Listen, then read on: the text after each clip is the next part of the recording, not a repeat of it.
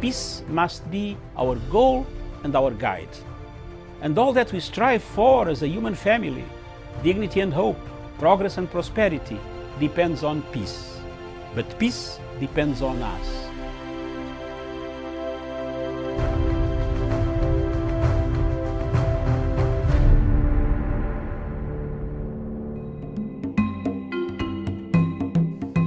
Viewers, good morning.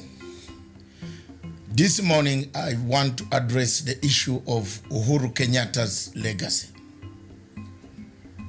The legacy of His Excellency President Uhuru Kenyatta of Kenya keeps on moving, keeps on going forward and forward. Since the handshake in 2018, that brought about the peace, the tranquility, the unity of purpose, President Uhuru's star has been rising.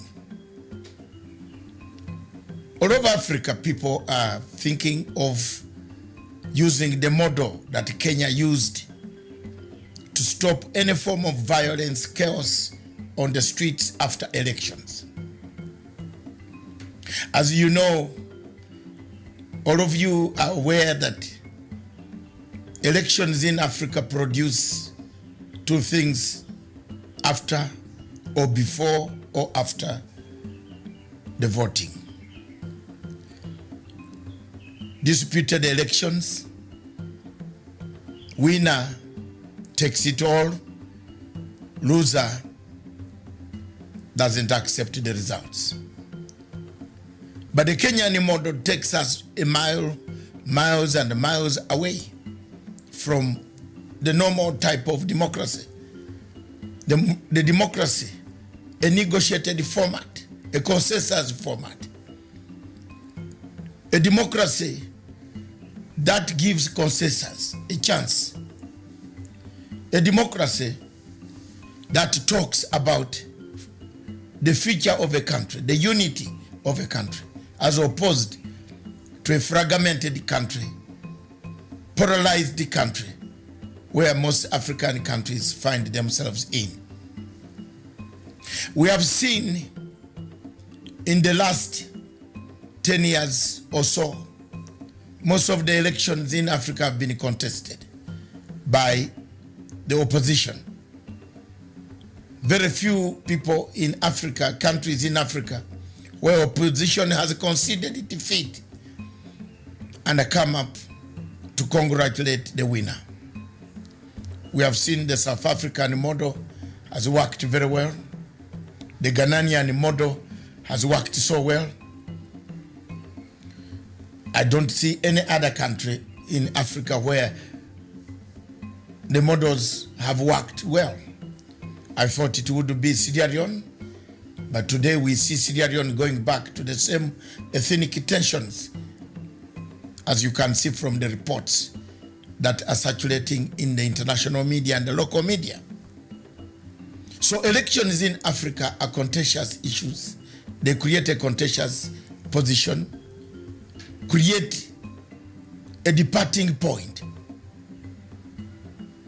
for the people of Africa, of that particular nation. The legacy of Uhuru Kenyatta, therefore, will be remembered for having brought the tranquility that we have today, the peace, the new format, the new tool of having a better organized civil Africa, an Africa without violence, an Africa without chaos after elections, when the opposition accepts to work for the interests of a nation, not personal interests. This has worked in Kenya, and thank you very much, Your Excellency President Uhuru Muigai Kenyatta, for the tenacity and the steadfastness that you have guided this handshake up to today. For those who want to mutilate the handshake, belittle the handshake, one lesson they should learn is to look at Libya. Libya was once a territory we all respected. It is no more. Let's keep the handshake and the legacy of President Uhuru Kenayatta. Thank you.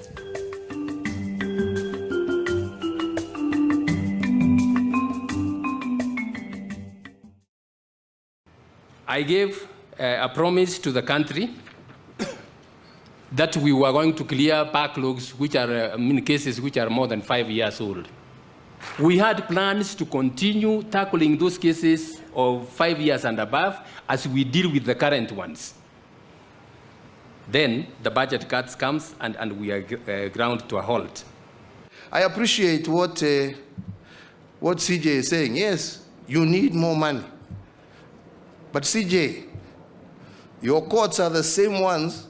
When we propose certain tax measures, you are the first ones to say injunction. Hiyo isikuja. Sasa pesa hii itatoka wapi?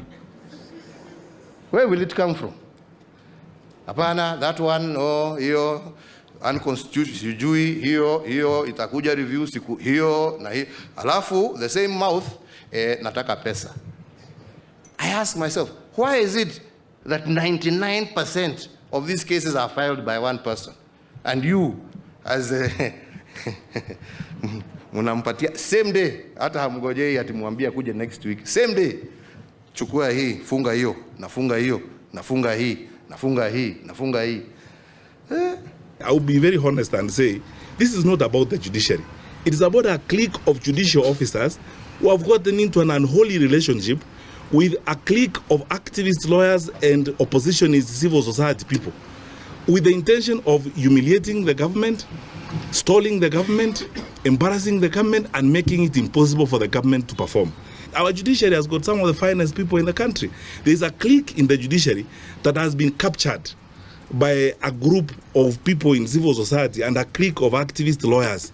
And they are riding roughshod. Have you wondered, members of parliament, because you have the burden of leadership, have you wondered in the last 3 years, one civil society activist in Kenya has obtained nearly 30 court orders, ex parte, 30 court orders, ex parte from the court. He walks in, he gets an order, comes out. He walks in, he gets an order, comes out. In fact, he could even walk in today and say he wants an order so that all cabinet secretaries commit suicide. You'll get the order. He walks in, gets an order, comes out. What does that say about our judicial system? I think it is a shame on our country that we prosecuted a case against drug traffickers in our country and we couldn't get a prosecution. And within a year of them being arraigned in the United States, they have been jailed for no less than 25 years. That is something that our judiciary should come to terms with. We all have a responsibility to make this country better. We all have a responsibility to make this country more efficient. We all have a responsibility to make this country more prosperous. We all have a responsibility to make this country fairer.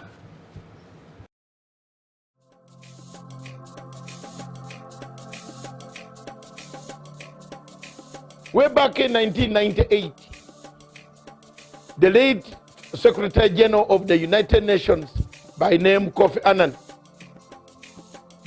thought of an idea, brought an idea of saying the only way to bring world order where crimes committed that are not punishable in local courts, local countries, regional courts could be taken to an international crimes court.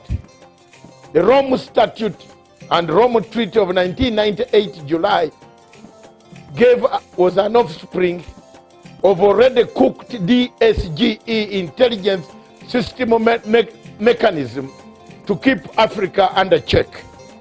Up to date, the French government pays 70% of the salaries of the International Criminal Court, from the porter to the judge, to the prosecutor, and the rest of the other people.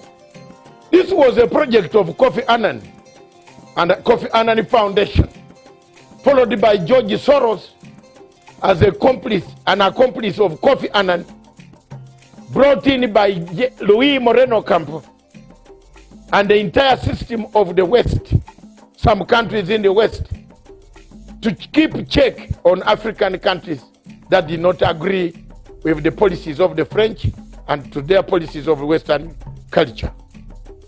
The International Criminal Court Chief Prosecutor Luis Moreno Campo agreed in all this that yes, he has been picking money, extra monies, and we followed the story together with my group in France, powerful investigators in France who worked together with me, and we found out that truly speaking, Luis Moreno Campo, Fernandez Gumedi, the former judge,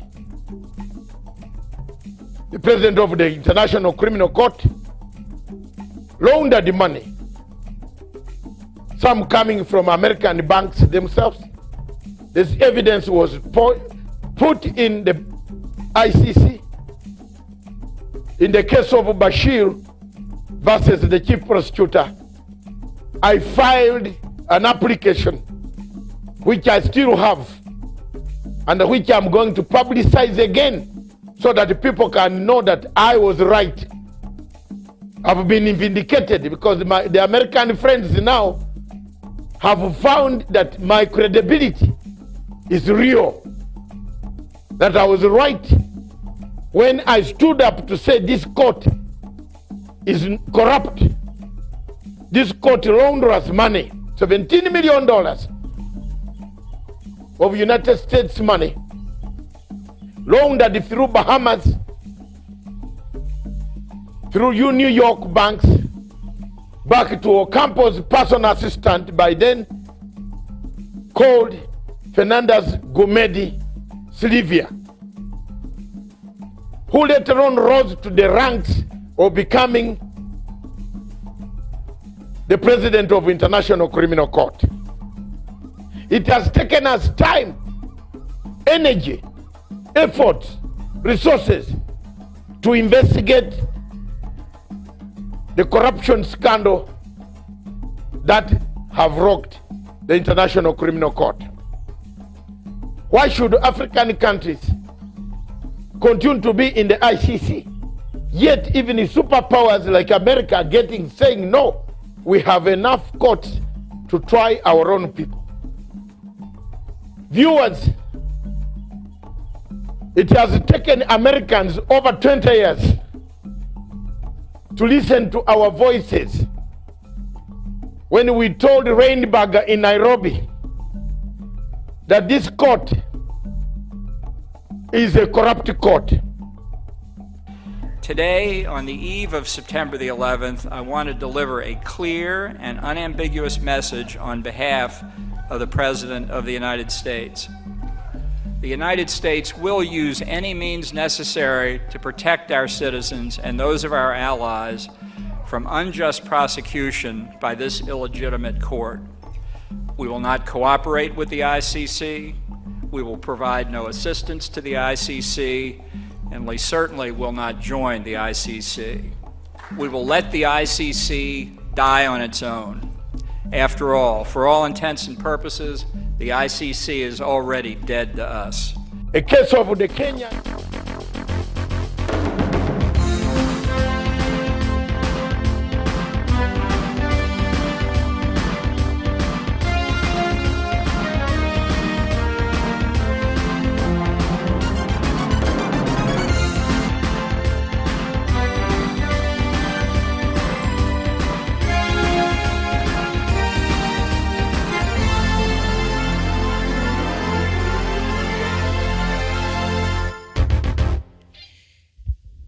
A very good morning. morning to you, and glad that you found time to be with us this morning. This is Good Morning Africa.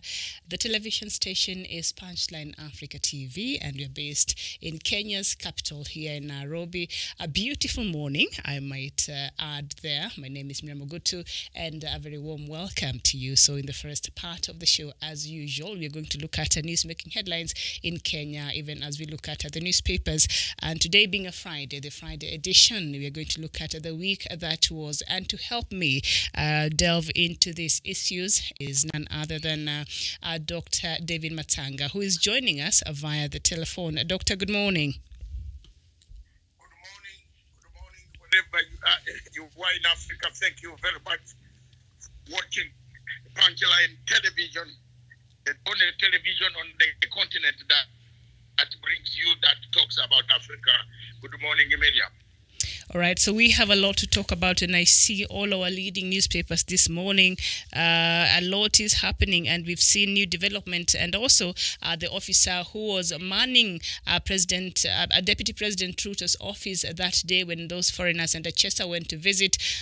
We received some very sad news last evening. He's been murdered. I don't know, what is your take on this? Wait until the police unravel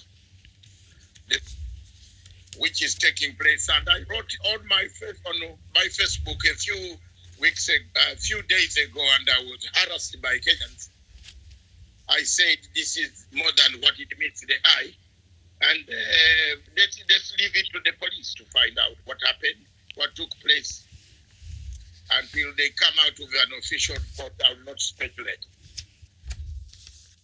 All right, so we leave that to the police. I think investigations by now has started there, so we leave it to the police, and then we shall continuing updating you with this developing story. So today, President Uhuru Kenayatta is meant to meet with the governors, I think, to discuss BBI, among other issues that are affecting the counties today. And the governors had just met with the Deputy President. Was it yesterday or so? What should you expect from this meeting? And can the president be assured of all this governor's support towards especially his legacy and his Big Four agenda?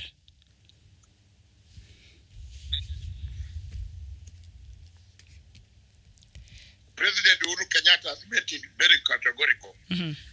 He's very categorical on the unity of purpose, on the support for devolution. And again, I want to go on record that I told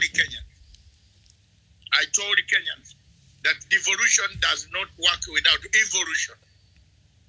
So let the governors fix their mind. Let the government fix on those two things. They are brothers, they are twin brothers or twin sisters. You can't do devolution without evolution. In political science, you must do both at a go. As you develop, you must also evolve. You must start taking structures down to the to the local villages, to the citizens, the service. Devolution works with evolution. Mm-hmm. Anybody missing one of those will not achieve anything to do with the dream that Kenyans want. So let them start moving on that. But it surprises me to see that they met with the deputy president before going to meet the president. Mm-hmm. And that is where a journalistic mind like myself, I want to ask questions why. But I leave it to you on the program down there to make sure that you assess and find out what happened exactly, why they are not meeting them all out ago.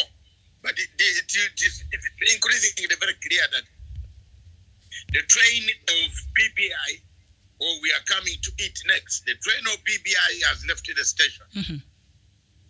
The passengers who might fall out might be very deadly passengers, or they could fall out of the train.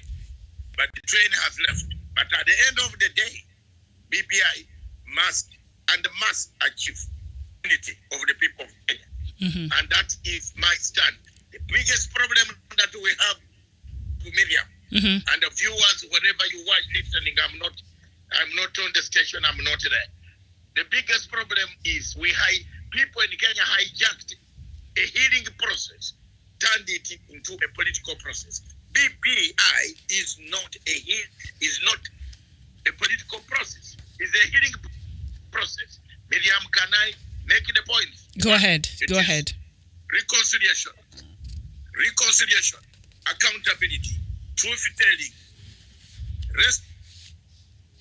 reparation, and above all, creates a redemption strategy called the healing process. Healing process, bridging bridges, new bridges, not destroying the old bridges, but bridging bridges, making sure that you remove the bad bridges that created a problem, that brought chaos to Kenya, that made Kenya not work, bring it back to the normal senses of what Kenya should be. That is the notion of the BBI, a united, prosperous Kenya, a loving Kenya, a peace-loving country, a country that loves peace, a country that cherishes salvation and integration of Africa, a country that stands for Pan-Africanism, a country that shines, a country that will model Africa, the model, the shining star of Africa. That is the Kenya that President Uhuru Kenayatta, in his legacy, would want to see. All right, and even as we look at President Uhuru Kenyatta's legacy, we know there's something that has been a thorn in the flesh of his administration, and that is corruption. And yesterday we saw MPs in the Justice and Legal Affairs Committee, holding Chief Registrar of the JSC, Madam Anna Madi, to account, and they were telling him, it has been established that the judiciary is the stumbling block when it comes to fight against corruption. Of course, she came out and said these claims are untrue. I don't know, Doctor, how would you respond to that?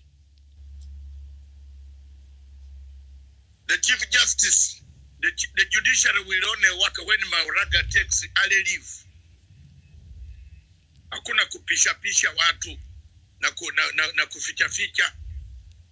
Maraga, take leave, go away. That's it. It cannot work with an incompetent person. Chief Justice Maraga is not a thief, has never stolen anybody's money or him. I don't know.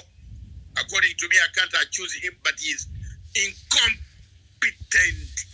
He cannot, and he will not be able to change that court for it to fight corruption.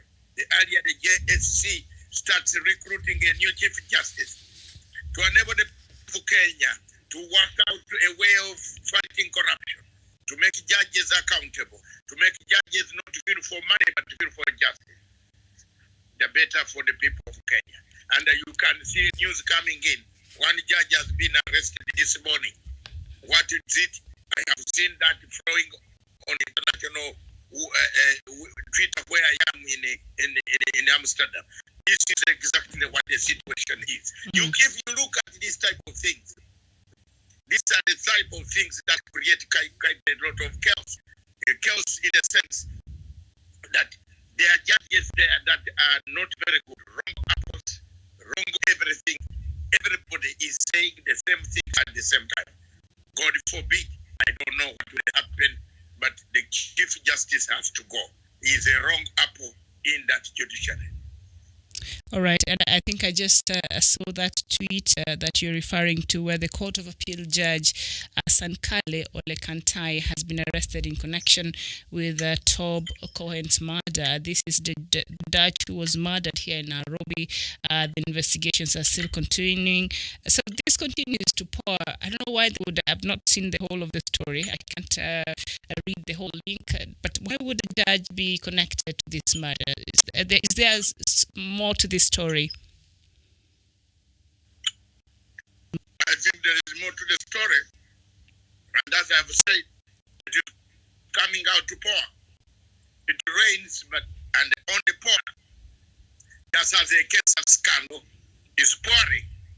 It is raining and pouring, unfolding. Those are the good words a journalist like you should be using. The unfolding, unending story. Unending story. I told you there is no country that can allow figures. How did these people on the Echesa Gate call it Echesa Gate? I've given it a hashtag, Echesa Gate.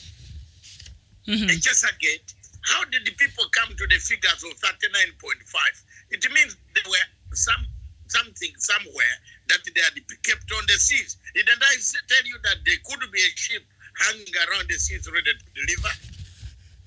Yeah, you say that. Now, do you believe me now?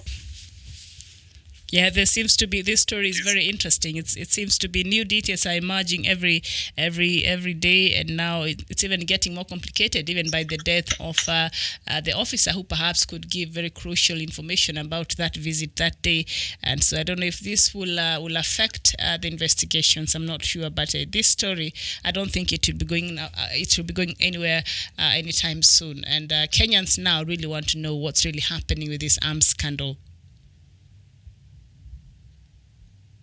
I think the truth must come out, and the authorities have the truth, the slowly.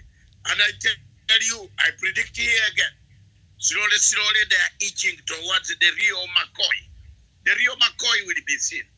The Rio McCoy. You know, when Jesus gave food at the port of Capernaum, on the Sea of Galilee, Jesus fed several people. But towards the end to Jerusalem, Jesus was left with very few people. And before reaching Jerusalem, Jesus chose to ride on a donkey to enter the kingdom, the Father's house, to whip out sinners, gamblers, thieves who are gathered there. Time has come for President Uhuru Kenyatta to put up pick that stick, pick that donkey, and ride into the house of your father, the house of the temple of your father, and drive out thieves, killers, murderers, people who are using the temple to do quite a lot of things. This is the saddest moment of our lives. This is the saddest moment, and the time is telling. Time doesn't change. It is only the frequencies that change, but not time. I am telling you, there is something which is not working. When you bring corruption, some people fight you. When you bring BBI, the same people fight you. When you bring this, the same people go to TV to say they want the tribes. They want this, our tribe. I was very, very, very disturbed to see this type of thing happening again in a country where BBI is supposed to heal wounds.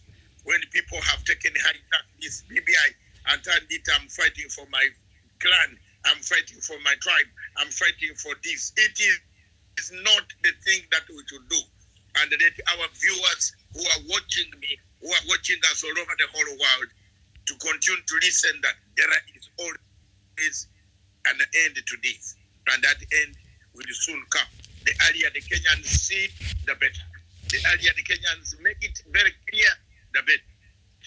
I've made some comments on KBC, which is listened by over 21 million people in Kenya, and I said a time has come for us to rethink our type of patriotism. What you want to do for Kenya and what you don't want Kenya to do for you. It is better to think and get what you want to do for Africa.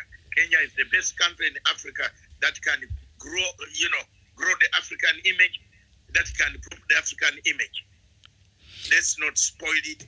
Let's unite, help the president to fight corruption. That is all my views. I thank you very much. I wish you good luck in the studio, unless you have any question. I think I have just one more question, and in regards to the front pages of the Standard newspaper, and it's saying the fraud who sat in cabinet, and it continues to say Rashid Echesa rose to the top of public service with one of the shortest CVs on record, a grassroots operator with a temper and quick fist. Echesa is a man scorned and feared in equal measure. How he was appointed and cleared top official is the biggest joke of all times. How would you advise President Uhuru Kenyatta, even as he consider perhaps other appointments later in the future, whether it is in the ministries or any other public appointment? How would you advise President Uhuru Kenyatta in regards to appointments moving forward in the future? I think that was Achesa's appointment to the cabinet was simply patronage. Have I answered you? Yes, you have. It was patronage. That's it. Patronage. He would not have been there. He doesn't even speak English. He can't write English. He can't write an essay. It's patronage. We erred there. And the mistakes should teach us that in the future such people should not appear. Mm-hmm. It is what I've been telling you, Miriam, again. I cannot support Bob Wine in Uganda because Bob Wine cannot write a policy. Mm-hmm. Full stop. He can be popular. He can be a music dancer. He can even play the best music if he wants. But I can't support him because he can't even write a policy of a foreign country of Uganda like mine. I'm sorry. But just as entry into cabinet was because of patronage of his master who wanted him there. And the time has come that what you bring in, you can't mix old wine with new wine. Neither can you mix an old cloth and patch it on a new cloth. You can't either eat both. There is an African proverb that if you want to eat the coconut, you must be prepared to be able to run very fast to a recreational center where you can release yourself in a hard way. I'm doing it in a very organized manner. But people have eaten the coconut. We ate a coconut of a chesa and the three thanks. We now see the real results of a coconut, what coconuts can do. So therefore, it teaches you quite a lot of things. But I thank God, His Excellency, the President is on it, is online, is fixed, and he will make it work. It will work. Thank you very much. May God help you, all of you in Kenya, those watching our programs worldwide. Thank you very much. I can see so many people streaming all the way from Europe, very many of them in the place where I am. Thank you very much. I wish you good luck. Thank you very much. God bless you. Keep the campaign going. God bless you. All right, thank you so much. There we were having a phone conversation with Dr. Matanga, who is not around the studio today, but is just getting his thoughts on the latest news making headlines here in Kenya. And of course, one of the hot potatoes right now is the arms scandal, a scandal that has refused to go away. And Deputy President William Ruto's office is one place that appears cannot stay away from trouble. And I was just looking at one of the is it the Nairobian has a very interesting headline there. We don't have it. I don't have it here with me. Nairobian is more of a tabloid. And so as we look at the newspapers that has the news, and that is the Standard newspaper, the Star, and the Daily Nation. And let's just look at some of the headlines here, even as we continue with this conversation. And on the Star, like I said there, Mr. Echesa, I do not understand. Even coming to work in the morning in the car, we were listening. We together with our colleagues there, the conversation that even was being held in one of the radios, and they were just wondering how a class 7 dropout, a primary school class 7 dropout, even made it to the cabinet secretary, because according to our new constitution, there is a criteria. It's not like the way it used to be. You have to, what the constitution say, you have to bring somebody who is qualified to hold that docket. So how a Chesa, who did not even finish his primary school, went to become a minister, a cabinet secretary in this country, and yet there are other Kenyans who are highly qualified. And another joke was being made. Some people saying they wouldn't even understand how a Chesa, and say the CS for Education, Mr. Magoa, who is one of the people with the longest CV here, the guy is overly qualified. How they'll sit in the same cabinet meeting and even give opinion on anything. It's just water and oil cannot even mix. So this Chesa story also has now exposed an underbelly on how Dr. Matanga there has mentioned of patronage when it comes to even some of these appointments that happened. And so this perhaps should be a very good lesson to the future leadership in this country, and even to President Uhuru Kenyatta's leadership now. And still on this HSS story, number one, that is on the front pages of the Standard newspaper. He was accused by a widow, Esther Kabura, of defrauding her of 3 cars in 2016. So this is not the first time that Mr. Chesa gets himself into trouble. And then number 2, he dropped out of school in Standard 7. He headed ODM Youth Wing in 2007 before joining Jubilee. And then number 3, they are caught up in a scandal of 8 Pakistani girls arrested in City strip club last year. And I think this is a conversation we had in one of our shows, The Unfiltered. Mr. Chesa had decided, through using his ministry, Minister of Sports and Culture, he imported some Pakistani belly dancers to come and dance here in a club here in Kenya. I don't know if he was paying them through government money. I don't even know how this happened. And what really bothered us is because in Kenya, we have a huge population of Indians. We have a huge population of Pakistani who are Kenyans by birth or by whatever means, but they're Kenyans. We have a good number of them around here, and they could do the same thing. And so for him to go and import Pakistani girls, and I think that is the needle that broke the camel's back, that the straw. And so President Uhuru Kenyatta sacked him during that scandal, and then after that we could see a lot of even corruption that had happened when he was the minister in that docket. And also here at the 4th point on the Standard newspaper, he was detained last May on suspicion of involvement in Matungu killings. Remember the killings that happened there in Matungu, there in the western part of the country. So Chesa is a man who has been courting problems, and this story is on page 2 and 3 of the Standard newspaper. So if you really want to know more, then you go and check that out. And also still on the front pages there, I see missing Ruto office guard found dead, and it is on the front pages of the Daily Nation. So I'll just read it from the Daily Nation. And then Magoha's shock merger plan for public varsities. Our ministry summons Vice Chancellor to ratify new regulations that outline the procedure of merge university months after they opposed it.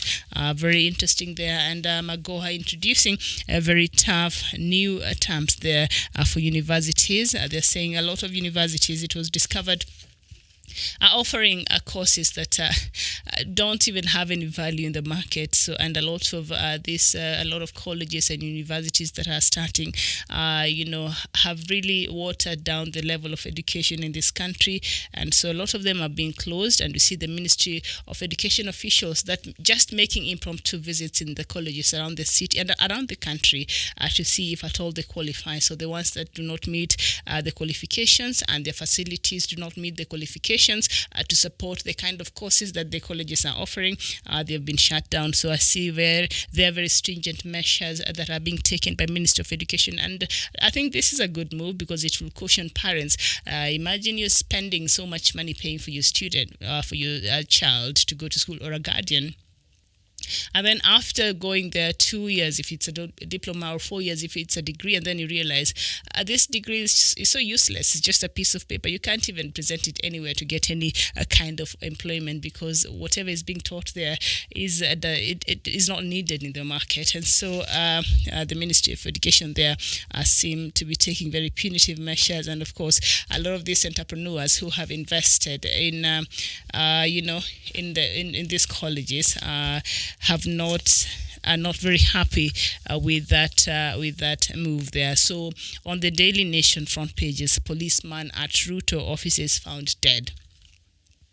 Now, dead man tell no tales. That is according to the Daily Nation, and he continues to say 40 billion Kenya shillings fake gun tender scandal claims its first victim, as the body of Sergeant John Kipyegon Kenay, a security officer who was on duty the day former Cabinet Minister Rashid Chesa was arrested at the premises, is found in his house with a bullet wound in his head a day after he failed to record a statement with investigators. That is on page 4, and I think for the benefit of our viewers who might not be able to get a copy of the Daily Nation, let me just read us a few lines. Maybe we can get a gist of what this this story is all about. But if you've been watching us by now, you really know that Kenya has found itself in another scandal.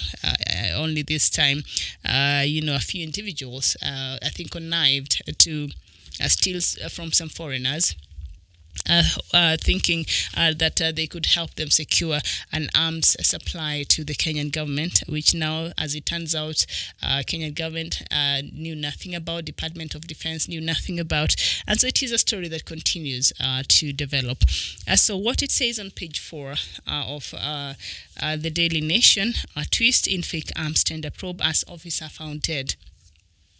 Now, the death of police officer critical to the investigation of the fake tender deal involving former Cabinet Secretary Rashida Chesa and an American company has puzzled investigators. Sergeant John Kipyegon Kenai was found dead in his house with a single bullet wound, and those interviewed him said they neither heard a gunshot nor a commotion. The sergeant was scheduled to record a statement at the Directorate of Criminal Investigations (DCI) over the tender fraud, but skipped his session. Nairobi Police Commander Ruben Dolo said they are treating it as a case of suspected suicide, adding that a team of homicide detectives was combing the scene to establish the cause of officer's death. Now, a report made in the police occurrence book says the bullet exited through the head and hit the ceiling of the said house. Besides, the body was a Jericho pistol loaded with 11 rounds of ammunition, one spent cartridge, and was discovered from the house, and it is suspected the officer committed suicide. A note bearing the wordings "Call my cousin Ben" was recovered inside the house. When Sergeant Inay was asked why he did not come to the DCI with the rest of his colleagues who were on duty on the day Mr. Chesa and his allies visited the DP's office, he said he was feeling unwell. Now, 6 officers and 2 secretaries have recorded statements, and 2 officers, including the one who was found dead yesterday evening, did not turn up at the DCI headquarters along Kiambu Road. And the story continues. I will not read, all of it, but this has just complicated matters in regards to this new scandal here in the country, and still on the front pages of the Daily Nation. Intriguing tale of judge and a murder suspect. Now, the judge was seated on the terrace of Aqua Pool Bar on the 2nd floor of Kisumu's Acacia Premier Hotel, watching the sunset as he waited for the murder suspect. From here, he could see the plane carrying her as it approached the airport from Nairobi. While judges like Caesar's wife must be above suspicion, pure and honest, the conduct of his single judge could deal a major blow to the reputation of the judiciary and erode the public in the institution. I don't know what this story it's all about, but it appears a judge here must have committed a murder of some sort. The story is on page 5 of the Daily Nation. I will not get a look at it, but it appears to be in the murder judging judges, while judges like, all right, so I think that is just the story. This is a case of collusion, and that now threatens to besmirch the image of the judiciary. All right. Okay, so I'll not get into the details of it. And of course, still on the front pages there of the Daily Nation newspaper, hope for the citizens of South Sudan and parties inch closer to an accord as president and opposition groups agree to adopt original 10 states. Very interesting times there and in South Sudan, and we shall look at what is happening in South Sudan at the top of the hour on the diaspora dispatches. So right now, we continue with the newspapers, and the last one, which is the Star newspaper. Headlines there are also a murder story that has refused to go away, and it says why mafia could have killed Oko. And in an extensive investigation, the Star reveals for the first time the Italian and Jonah Anguka connection in the murder of Foreign Minister Mr. Robert Oko, who was murdered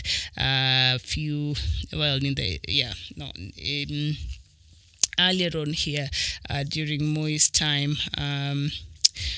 Foreign Affairs International Corporation Minister Joseph Oko body was found by herdsmen on February 12th, 1990 in Got Alila Hills near his Koru home. He was murdered, and it appears that he was quite an intelligent man who was very eloquent and a very good communicator. So when he would be sent out on missions outside, a lot of people felt, perhaps he should be the one who would become the president of this country. You seem to really have a grasp of, what you're talking about and the information from the country you're representing, and so. He used to stand out from what we read from history. I think when he died, there must have been very young there, very young, but I was there, and so. It didn't. The fact that he was loved and charming, it did not sit very well with a section of other cabinet ministers or other senior officials in Moi's regime then. And so, as it appears now, the details of his death, which has remained a mystery. I don't know if anybody has been convicted, but it continues. And so now we see the latest in an extensive investigation. The Star reveals for the first time the Italian John Anguko connection in the murder of foreign affairs ministers, Mr. John Ouko. And still on the front pages, there are a teacher who inspired many. A good teacher teaches, a great teacher inspires. These words are inscribed on a plaque presented to Professor Gilbert Ogutu by his students at the University of Nairobi. Professor Gilbert Ogutu is said to have committed suicide a few days ago in his rural home.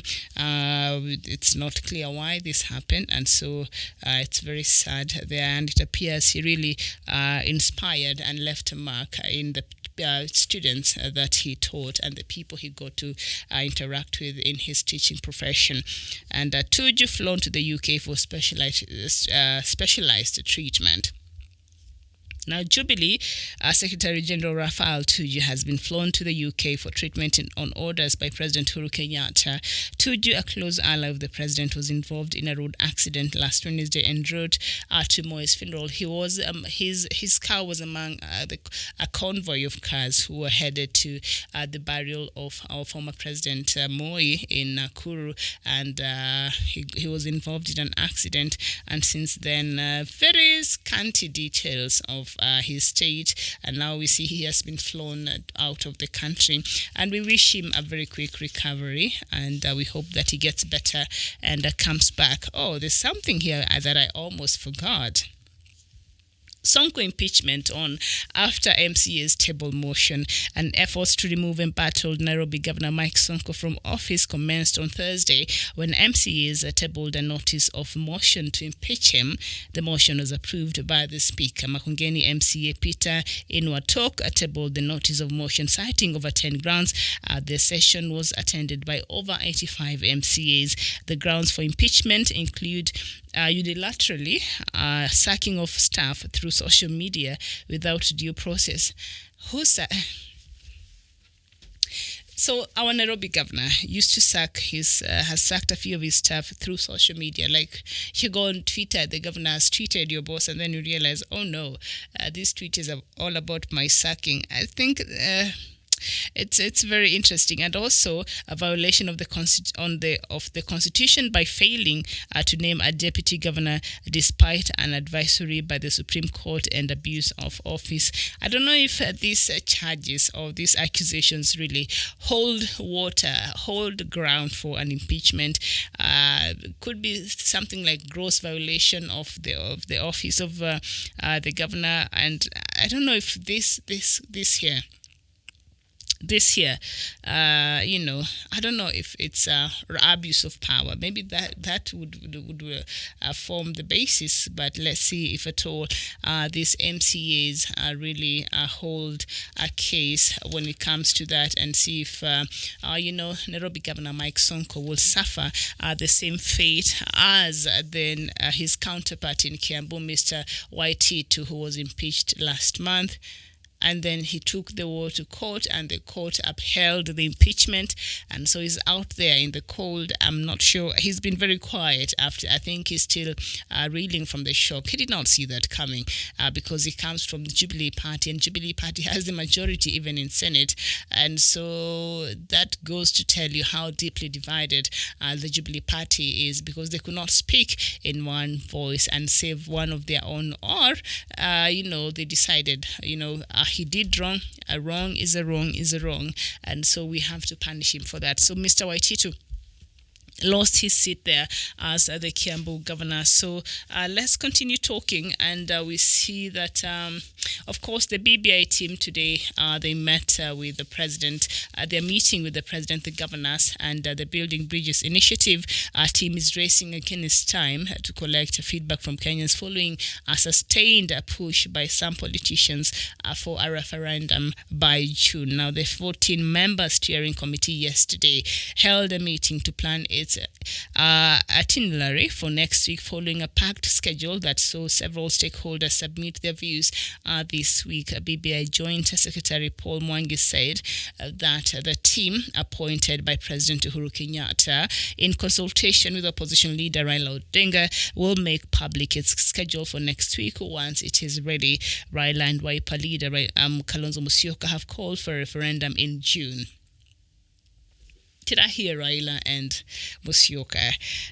They seems to be speaking on the same page very lately. So interesting times. Yeah, I tell you, in politics,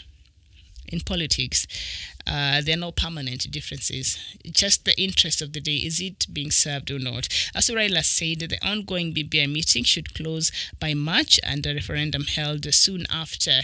This week, Amani National Congress, Wiper Party, Central Organization of Trade Unions, and the Deputy Governors Forum were among the stakeholders who made their submissions. And I think yesterday, when we were having this conversation in the afternoon, we talked about this, the BBI, and today I forgot to bring my copy. I don't know if we have time, and somebody from production can pass me the copy that the BBI made available through the newspapers on Tuesday, copies of the report. And so yesterday, I think I looked at point 2, and government spokesperson, retired Colonel Cyrus Oguna, said the BBI team has made copies of the report available on various platforms. Now listen here, Colonel Cyrus Oguna, government spokesman. Here's the thing. The copies that were made, like that one, I'll be passed on in a few minutes, and then we shall continue looking at some of the chapters there. We looked at chapter 1 and chapter 2, and so today perhaps we can take a look at chapter 3. But I'm sure you are perhaps referring to this. Thank you. I've been given this here that appeared on the Standard and on the Daily Nation. And I said it when we saw it the first time, and I said it yesterday. I don't know how many Kenyans afforded to go and buy a newspaper on Tuesday, or was it on Wednesday? Let me see. I don't know how many Kenyans were able to go and purchase a newspaper for them to get this one inside. I don't know what kind of strategy is this, because if the government really wants Kenyans to get a copy of this BBI, first of all, it should be free of charge, because majority of Kenyans cannot afford to buy a piece of newspaper. Either the Standard or, it's impossible. So the fact that, Mr. Oguna, you're saying that the BBI team has made copies of the report available in all various platforms, I think you're making reference to these copies that were attached to the leading newspapers here, the 3 of them. That was 3 days ago. But what I'm saying is, from a Kenyan who perhaps that day I wouldn't, if I wasn't working that day here, most likely I would have missed that copy, because half the time I read my news online.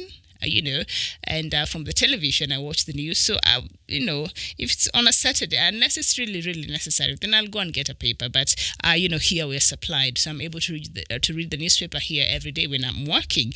So if I was not working and this BBI report is attached to the newspapers that particular day, I wouldn't even know the BBI was part of the newspaper that day, supplied that day. So I would have missed out. And that is a situation to many Kenyans, all right? Perhaps I could have, if I knew and I was not working, I would have gone and bought myself a copy of a newspaper, because I can afford it. But how many Kenyans can afford to buy newspapers? So we have to be practical, Mr. Cyrus Oguna. And you cannot base these pullouts that were provided for by the newspapers as now the BBI team has provided. No, that cannot be the basis. The BBI report has to be made available and free of charge to the people, to the Kenyans who really want to understand what this BBI is. And I saw translation in English and also in our national language, Kiswahili, and that is good. But can this go down to the people who really want to know what this BBI is? I hear now politicians here. Mr. Raila Odinga and now Kalonzo Musyoka has come out and said, this referendum, we need to get on with it and get done by June or in June or before June or thereabout. So we don't have much time. Kenyans need to understand because we Kenyans are worried because what they hear the politicians say. Sometimes, they say it piecemeal. They don't give the whole information. As I keep saying here, if somebody is for the BBI, of course, they will say whatever they feel will sell the BBI. If somebody is against the BBI, then they will vilify it, regardless of whether anything in their eyes will be of benefit to the Kenyans or not. But that should be left for Kenyans to decide. And so providing copies free of charge and in a way that is effective to the grassroots of all Kenyans, I think that will be very, very efficient. Mr. Cyrus Oguna, please. I don't know how the BBI team can make this, happen. But I think this is very, very necessary. And the Kenyans who will be subjected to voting for this referendum, I think they owe it to them to make sure they provide with the copies so that they will be coming from a place of information. They will be informed. They will not just be making, blind voting because so-and-so says hates this BBI report. So I don't care. So I will not vote for it. So because so-and-so says they love this BBI report, so I'll vote for it regardless, me knowing what is inside or not. So we need actual copies free of charge for Kenyans who cannot afford to buy a newspaper, Mr. Cyrus Oguna. I don't know if they've provided this report in other platforms, but for me, I got my copy here. Of course, I read it online before. And please tell me how many... My mother does not even have internet on her phone. And so she cannot go online and read a BBI report. She cannot even buy a newspaper. Come on, she wakes up in the morning and goes to see if her garden is doing well, if her vegetables are flourishing. That is her concern. So, but if you told her today that when you go to the chief's camp, because she's very political, up to date, she will go to the chief's camp. I'm sure she'll make that effort and get her a copy of the BBI report, and she'll sit down there with her husband, my dad, and they'll take a look at it and they'll read and decide and debate. So listen, these things need to be made available for the people who are supposed to read it. For these people online who just read it and comment. Do you know a lot of these middle class people don't even vote in this country? It is the people from the lower tier who are very active when it comes to their civil duty. A lot of these people who in the middle class, a lot of Kenyans, and we've seen the middle class crisis, not just here in Kenya, but I think in Africa. They will come to Twitter and complain, and then they will not go to vote. They will not participate. So their voice really sometimes never really matters, never counts, because they don't feel it is necessary for them to participate like that. So the people who actually usually take a step and really involved and take a time out of their busy schedule to go and participate in these civil duties are the people from down there. All right, so who cannot afford a newspaper every day and who perhaps missed out on these copies of the newspapers, and so they don't have this copy. So Mr. Cyrus Oguna, the government spokesperson, please, I wish that is something that can be done, and so the BBI reports be availed to Kenyans. I'm going to, no, we still have about 5 minutes, and then we shall take a short break, and then we shall come back, of course, and look at... diaspora dispatches. I know you're really waiting for us to have this conversation. And just a few minutes while we were preparing to come here, the news that I just received was that Third Way Alliance party leaders on Thursday dragged their boss to court, seeking to suspend his Punguza Mzigo initiative and demanding to know the source of its funding.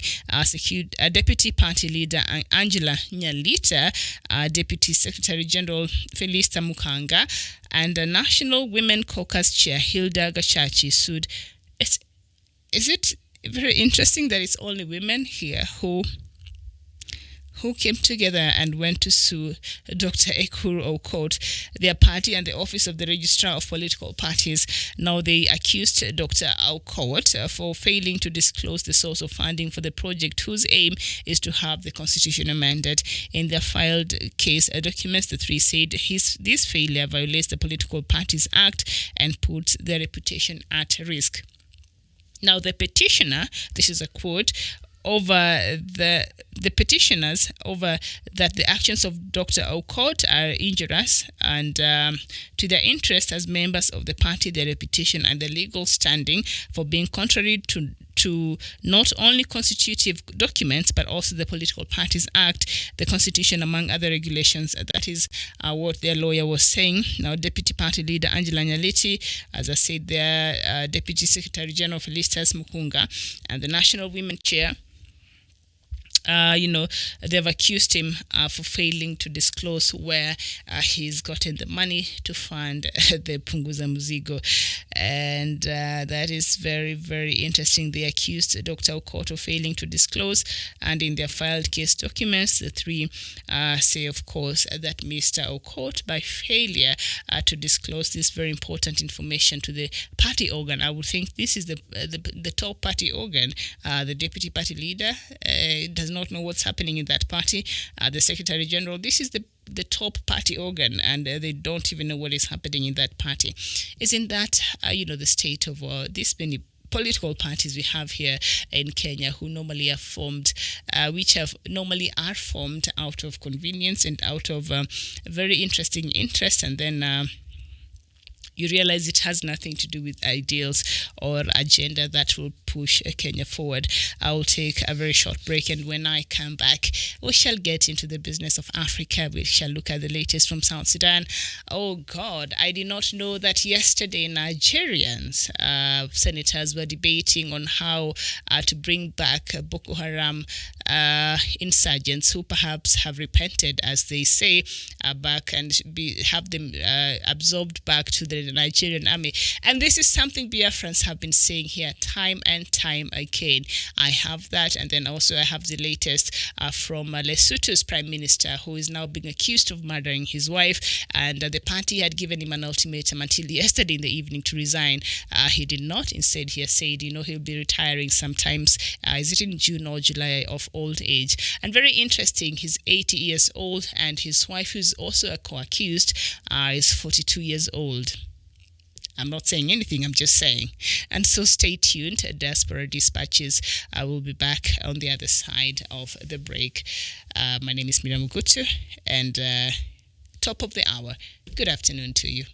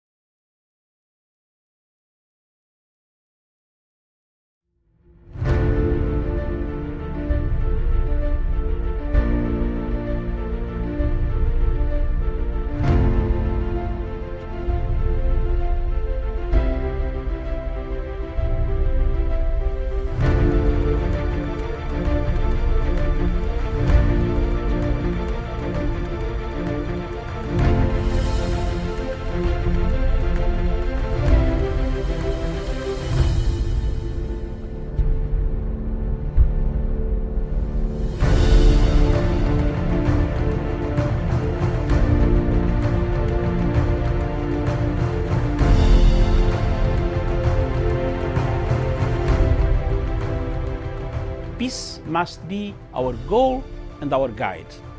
And all that we strive for as a human family, dignity and hope, progress and prosperity, depends on peace. But peace depends on us.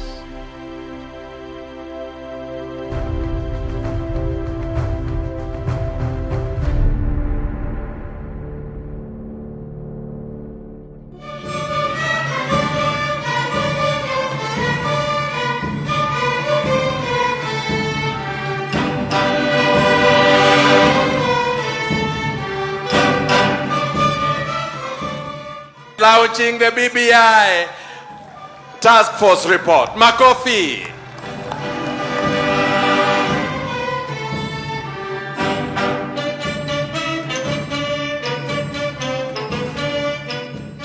Your Excellency, I am very happy that the document, the recommendations, and the proposals that have been put forward informs us on how to build institutions to get our politics away from personalities and ethnicities to institutions that will carry all of us irrespective of who we are, where we come from, the language we speak, or the political party we subscribe to. Kusema ya kwamba pesa mingi ije mashinani, tunaunga mkono. Ipelekwe mpaka ifike kama kuanzia 35% kuelekea juu. Hiyo pesa itumike kwa mambo ya maendeleo, not for consumption. Recurrent expenditure should not be above 30%. 70% should go for development. Ni kwa nini baada ya kila miaka mitano tunaenda miaka mitatu ya kazi, miaka ya 2 tunapoteza kwa sababu siasa imechacha? Tunataka tuulize wafanyabiashara wetu wenzetu, ni nini inawazuia? Ni nini tuwaweza kufanya ndio tuhakikishe ya kwamba biashara zenu hazisimami? We must have development plans that are 20 years plus if we are to resolve our problems, my brothers and sisters. Tunataka tuwapatie assurance ya kwamba wanaweza kupatia wananchi mikopo ya miaka 10, miaka 15, kwa sababu they have confidence ya kwamba Kenya will be stable and Kenya will always have leadership, whoever it is.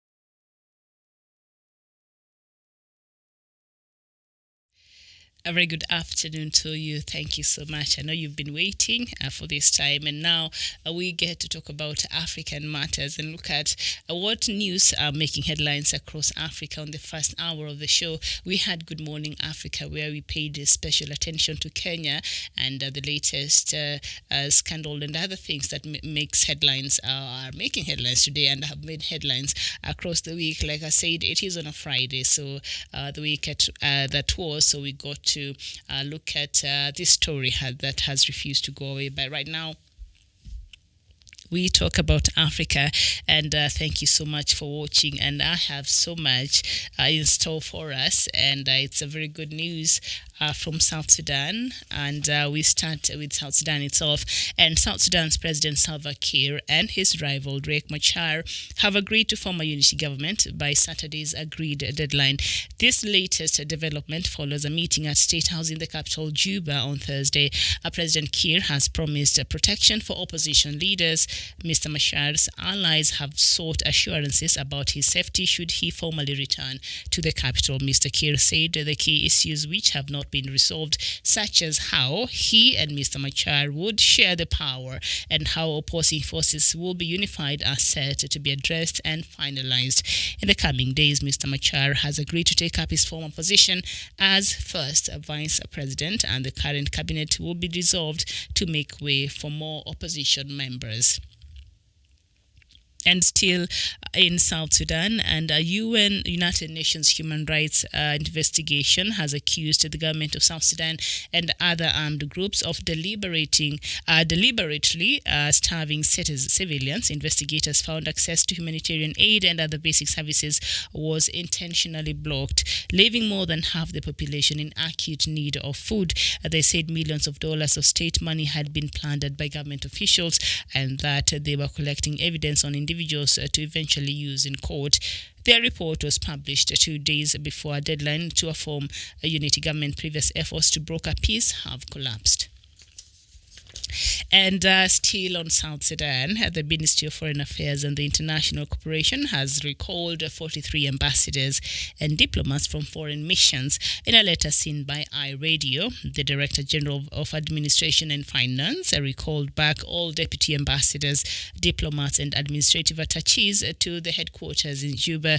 Those ambassadors have overstayed at their duty stations. That is according to the ministry. Ambassador Dr. Riek directed the ambassadors to report to the headquarters by March 31st, 2020. He said all deputy ambassadors, diplomats, and administrative attaches are asked to hand over their duties and their other responsibilities to the head of the mission of charged affairs by 18th of next month. And we go to Algeria, where the Algerian President Abdelmadjid Tebboune has warned of attempts to infiltrate the Iraq protest movement that unseated his predecessor and which continues to demand meaningful political reforms. Speaking on the eve of the first anniversary of the weekly demonstrations, Mr. Tebboune praised the protesters for avoiding violence, but warned there were those who wanted to change that. He gave no details. The Friday rallies forced the former President Abdelaziz Bouteflika to abandon his plans to run for a fifth term and stand down. And we go to Nigeria, where now a bill seeking the integration of former Boko Haram fighters into the society has been submitted to the Nigerian parliament. The bill was read for the first time on Thursday. It proposes the establishment of a commission that will be charged with the education and reintegration of repentant jihadists into the larger society. Meanwhile, there are concerns that while repentant jihadists appear to be getting attention from the government, many of their victims who have been displaced are left languishing in camps for internally displaced people across northeast of Nigeria. And this is a conversation we will have after we talk about South Sudan and other stories. We move to Rwanda, where Rwanda has rejected demands by human rights organizations for an independent investigation into the death of Kizito Mihigo, a popular gospel singer who was found dead in a police cell on Monday morning. He died 3 days after he was arrested near the border with Burundi, with police accusing him of attempting to flee the country and join rebel groups fighting against Rwanda. Mr. Mihigo was banned from leaving Rwanda due to the previous convictions. A spokesperson for Rwanda Investigations Bureau, Marie-Michelle Umuhozi, told the BBC that Rwanda is an independent sovereign state capable of carrying out investigations on anything. On Monday, Rwanda police announced he had committed suicide while in custody. Some of his friends and foreign-based Rwandan activists have cast doubt on that account.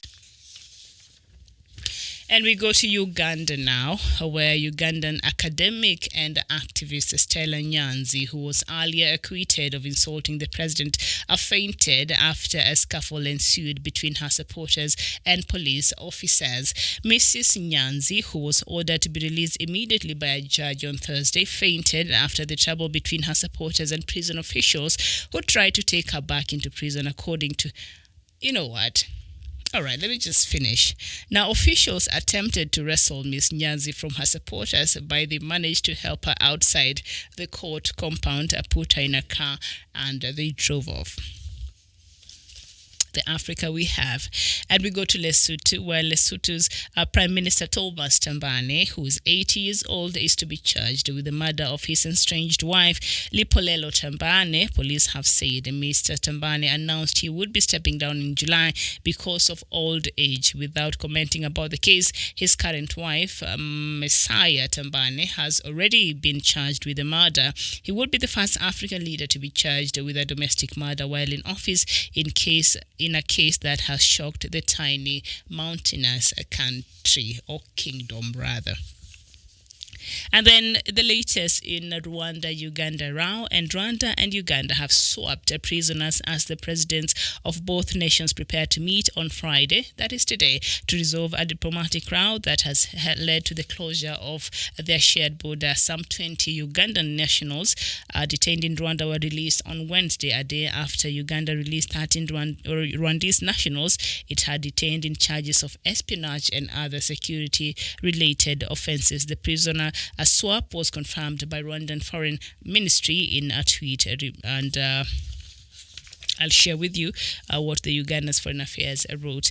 And in Cameroon, outraged global organizations are demanding an independent investigation following killings in Cameroon's English-speaking northwest region, where government troops are deployed. The United Nations said it was deeply concerned, while the Commonwealth and other rights watchdogs asked for an impartial investigation into incidents they called a massacre of civilians, including pregnant women and children.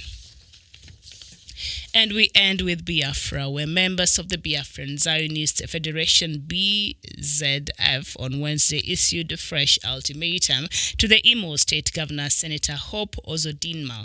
Now, the pro-Biafra group said Ozodinma must quit the Imo government house by March 9th, 2020 for the sacked Honorable Emeka Ehodioha of the People's Democratic Party, the PDP.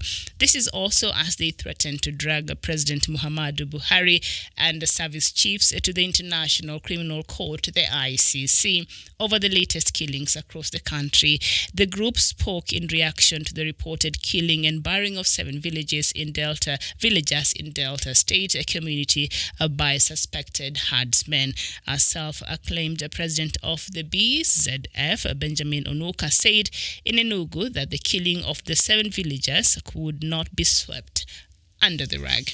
So thank you so much, and thank you for watching, and a very good afternoon to you. It could be a morning where you're watching me noon here in Nairobi, and of course we have a lot to talk about. Simon Deng, you're saying Riek Machar will be appointed this morning. He has been appointed, and it's not morning there. Even in South Sudan, I think we share the same time, so I think he was to resume after the meeting they had yesterday. He was to resume his duties this morning because he was still the first vice president of South Sudan. So that was never taken away. It's just that he's also the opposition leader of the SPLM-IO, but still he was the first vice president there of South Sudan. So he was to just resume his duties this morning. I don't think a new reappointment was necessary because that post he still held even as he was exile in Khartoum and other places. So interesting things there coming from South Sudan. So let's just talk about it quickly, and then we can look at Boko Haram and what is happening in Nigeria, and also that statement from Biafra, and also these international communities who are now coming in and making statements about those killings that happened in Amazonia. And those are the news. All right, so let's just make it quick. So South Sudan, I think tomorrow is the deadline, and we have been talking about this nearly every day. We have made it our business because it is important. It is important for us to speak when we feel it is necessary to speak. And so South Sudan yesterday, the leaders agreed, President Salva Kiir and Riek Machar, after intensified, pressure from especially the international community. I don't know if IGAD gave them enough pressure. I'm not sure, but I know a country like the US, the European Union, and others out there, they have been very vocal. And even just a couple of days ago, rather weeks ago, the Undersecretary for African Affairs of the US, Mr. Tibor Nagy, came out and said, no. We are tired. We are tired with South Sudanese leaders and the manner in which they're handling this peace process. We're tired of being the ones doing the things that the government should be doing for its people. We are basically fed up. And those are the words that he used. He said the international community is fed up, and the US in particular is absolutely fed up. And so I think that such efforts and such pressure and did not give them another alternative. There was no room for asking for more time or asking for an extension, and they had it. And so they were told, you either have peace or you have peace. You either have agree or agree. Like there's no alternative. You have to do it. So we see the pressure paid out, and of course we have been vocal here. I don't know if they watch us, but we have been vocal here, and we have castigated this leadership, because I believe both of them was on their wrong. All these stakeholders. We cannot say President Salva Kiir was more wronger, if that is even English, compared to, but they all, perhaps the responsibilities they take in this quagmire is of different degrees, but they all have a stake in the mess that has become South Sudan. And also now I'm happy that they are able to start the first step towards rectifying and towards stabilizing this country, the youngest country in Africa that became independent in 2011, and just 2 years while it was trying to just get its act together and try to rebuild the country and try to be like any normal country in Africa or in the world. The war first broke in 2013, so they did not have time to really sit down and do anything. So they were still working on structures. This was a new country, and nothing was really in place. And so they were working on structures. And you can imagine what our founding fathers were doing when we were getting independence. That is where South Sudan was in 2011.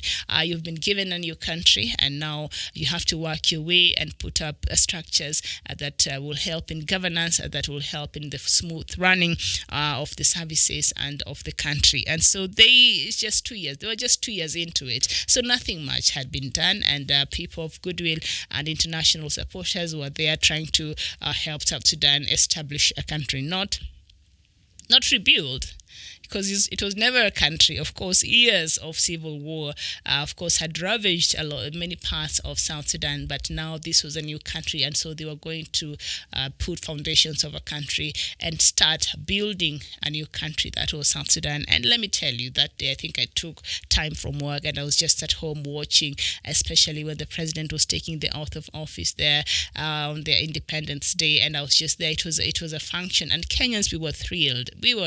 I was thrilled, man. I sat there with some popcorn, and I was just enjoying and having a good time and celebrating South Sudanese, because I know what it had costed for South Sudan to become a country, the many lives that had been lost, the innocent lives, the blood that had been shed. It came with a huge cost. South Sudan getting its independence came with a huge cost. Similar to that, a lot of Africans suffered while we were fighting for our independence from the colonialists. Except now, you're trying to get your independence from another African, and it's no difference. It's even worse. And so that is the irony. That is the irony of it all. But finally, South Sudanese got their independence, became their country, and now started the process of putting foundations for the country of South Sudan. That did not take long, and the war broke up in 2013, and until then it has been hell upon hell upon hell on the people of South Sudan. And so far, official statistics places the deaths to around 400,000 lives that have been lost. 400, not 400 or 40. But 400,000 lives. Do you know that is a population of a whole county in our country? That is a lot of lives that have been lost unnecessarily. So it has been very difficult, and over 2 million refugees, South Sudanese refugees, are still languishing in those refugee camps. We have one here in Kenya, the Dadaab refugee camp, that holds a huge population of South Sudanese refugees. And from where I grew up, I think there was just an estate that was just known to just have South Sudanese. So as we used to call them Sudanese, then it was not South Sudanese growing up until now. They became independent in 2011. So we have intermingled, we have grown together with a lot of South Sudanese brothers and sisters in this country. And so I think that's why we're very close and we're able to feel, because you can tell, fine, they're okay here, they're able to go to school, they're able to have a stable livelihood. But you can tell these are people who are longing to go back to their own country and have their own identity and be proud, that I am from South Sudan. But, these people, their leaders, have not made it very easy for them. So it has been very difficult for South Sudanese, even as refugees in different African countries or even abroad. Let's just be honest. I have never been a refugee, but I can imagine. The way I'm proud to be a Kenyan, despite all these problems we are having here. But I'm really proud to be a Kenyan. And to an extension, I'm really, really proud to be an African. And no apologies for that. So I can't imagine being forced out of this country, and now I have to try to make do being at a foreign. I should travel to another country or find work in another country if I get an opportunity.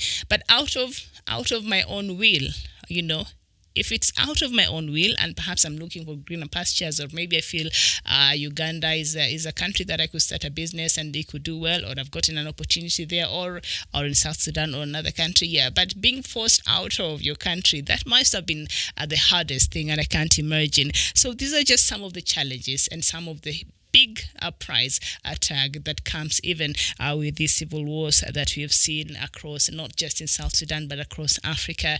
And so yesterday, I think, was very monumental. Even Vice President now, Riek Machar, jetting back to Juba on Monday. Remember, he went on Monday. By Tuesday, we did not have any news of what really has transpired. And then on Wednesday, we got a bit of some information. I think they are continuing with their negotiations and, of course, policy making. And right now, perhaps, I think the president, did he fire all the ministers? Because now he has to reconstitute. And I remember, a new minister, so that the country can start on a clean slate. I'm not sure a clean slate will be the right word to use here, because all these old dogs are still there. All those people with still all this with the mentality and the hardliners, they're still the people who are sitting there pretending as if yes, we love this peace and we are signing in this. But I'm sure some people are sitting there plotting to see how they're gonna mess all this thing up, plotting to see if my name doesn't make it to that card. If this is not done, then we shall continue causing trouble. Not all of them are for the coming together of President Salva Kiir and Riek Machar. We saw a governor of rank come out and say, oh no, I'm very disappointed by President Salva Kiir abandoning the 32 states and instead deciding to have 10 states, because even my own, we were hoping that we will have our own administrative area. So there are still people who feel their interests have not been served. And so it will be a delicate balance for President Salva Kiir, for Riek Machar, and for other stakeholders, really, to be able to ensure that everybody is represented and perhaps not all the aspirations, but a few have been captured, and create a government that is inclusive and create a country that everybody feels that they are proud to be part of. Simon Deng, you're saying too many problems in Africa, but our leaders of African continent are for corruption. And you're also saying, David, you need to challenge the demons of Riek Machar as well. You mean, okay, is it this David here, David Young, as you're saying, I like the way you're trying to make would like the Salva Killer is like an old wine in a new bottle, but there's nothing new there. But here's the thing, David Young, owing to the current circumstances, I think because the revitalized peace agreement that was signed in 2018 said that when this opposing sides come together and start working together, it will allow, is it a 3-year transition period? Is it 30 months? Is it 30 months? Please, somebody help me. A transition period so that during this time, this working time, they prepare for an election. So as it is now, I think it will be difficult to remove President Salva Kiir because it is a very delicate matter there in South Sudan. So we need them to come together so that they can form proper structures that could lead to now democratic elections, because that also is a hope that South Sudanese have. So for now, Salva Kiir, or I don't know how you're calling him, but we might have to do put up with Salva Kiir if you don't like him, or put up with Riek Machar if you don't like him, because as it is, I think for now, in 2022. Thank you very much, Mr. Simon Deng. So elections were scheduled to happen, and there have been claims and accusations that President Salva Kiir has been very reluctant, especially in realizing this peace deal, because it will mean now elections must come soon. But President Salva Kiir, in a rebuttal last year, came out and said, no, in fact, I don't want to stay in this office any longer than you want me. But as long as the country continues to be unstable, as long as this civil war continues, then guess what? You have me to contend with, and you have to put up with me. So I think now this then peace deal and the signing, because I've said they will sign. I wish they would do it today, and so tomorrow we just sit at home and celebrate. Let me tell you, thank God it's a Saturday. I'll finish my work. I hope that it will be live if it's not in one of these international channels, but I know Kenya will have to. We've always aired important things from South Sudan live. One of our television stations here, I'm sure all of them, I'm sure their eyes will be turned in South Sudan, and they will be having these live proceedings from South Sudan. So we shall get to watch and see what's really happening from there. So now then, a very interesting and a disturbing report by the United Nations Human Rights investigators came out and said, accused the government of some, and I don't know why I'm questioning the timing of this report, but listen keenly now. A UN human rights investigation has accused the government of South Sudan and other armed groups of deliberately starving civilians. Investigators found access to humanitarian aid and other basic services was intentionally blocked, leaving more than half the population in acute need of food. They say millions of dollars of state money had been plundered by government officials, and they were collecting evidence on individuals for eventual use in court. Okay, now, the report was published 2 days before a deadline to form a unity government. Previous efforts to broker peace have collapsed. So this happened, today's Friday, maybe this happened on Wednesday. But here's the thing now.